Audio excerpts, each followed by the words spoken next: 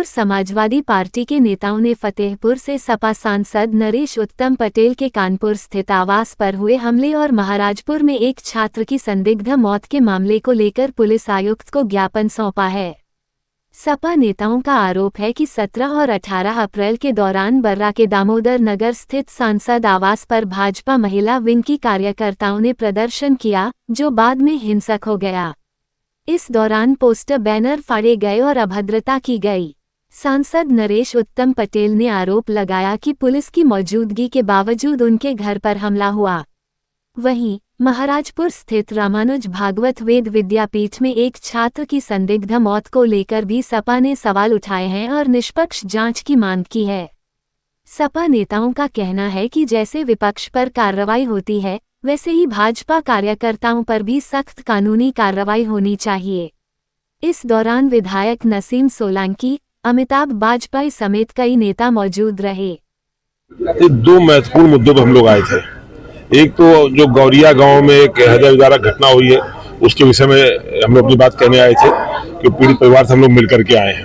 और दूसरा, अभी कुछ दिन पहले संसद में एक डिलिमिटेशन बिल फेल हुआ, उसको लेके भारतीय जनता पार्टी के कार्यकर्ताओं ने हमारे सांसद नरेश उत्तम जी घर पर बड़ा अपमानजनक और अशोभनीय घटना करी। सांसद लिखे हुए नेम प्लेट पर जूते चप्पल बरसाए, उनके घर में अकेली महिला को धमकाया, डराया और अभद्र व्यवहार किया।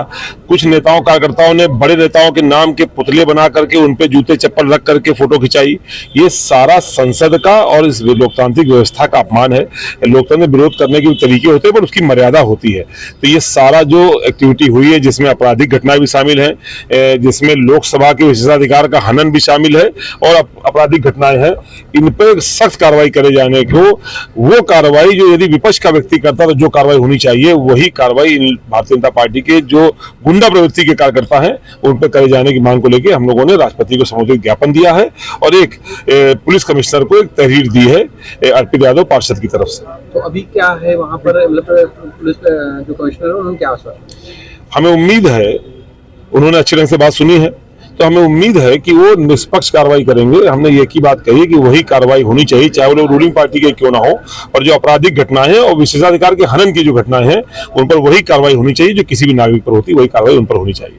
आज दो घटनाओं को लेकर हम लोग पुलिस कमिश्नर से मिले। एक तो आपने देखी है, गुरुकुल में पढ़ने वाला लड़का जो 15 तारीख में भर्ती कराया था, 8 दिन के बाद वो उसके साथ अमानवीय व्यवहार करते हुए उसको मरा हुआ उसके दरवाजे पर छोड़ने का काम किया। उसको लेके हमने मांग के लिए डेलीगेशन गया था, उनके घर पे भी गया था पीड़ित परिवार के, और आज कमिश्नर से कड़ी कार्रवाई की मांग करने के लिए। दूसरी घटना, जो महिला बिल के खिलाफ विपक्ष ने समर्थन तो इस बात का कर रहे थे कि जो महिला बिल 2023 में पास हुआ है उसको सरकार 543 MP की लोकसभा में 33% अभी आरक्षण आज ही लागू करना शुरू कर दे। पूरा समूहपूर्ण विपक्ष उस बिल का समर्थन करता है, लेकिन भारतीय जनता पार्टी की सरकार, मोदी की सरकार महिला आरक्षण करना नहीं चाहती। उसकी आड़ में डिलिमिटेशन और दूसरे बिल लाकर उसको हमेशा सत्ता में बने रहने की प्लानिंग करने का काम कर रही थी, जिसका विरोध संपूर्ण विपक्ष ने किया है। उसको लेकर भारतीय जनता पार्टी ने हमारे सांसद नरेश उत्तम के घर पे सांसद लगी प्लेट पर महिलाओं के साथ और कुछ गुंडों के साथ हमला करने का काम किया, जूते चप्पल चलाने का काम किया, और हमारे वरिष्ठ नेताओं को उनकी फोटो नीचे रखकर वो फोटो वायरल करने का काम किया।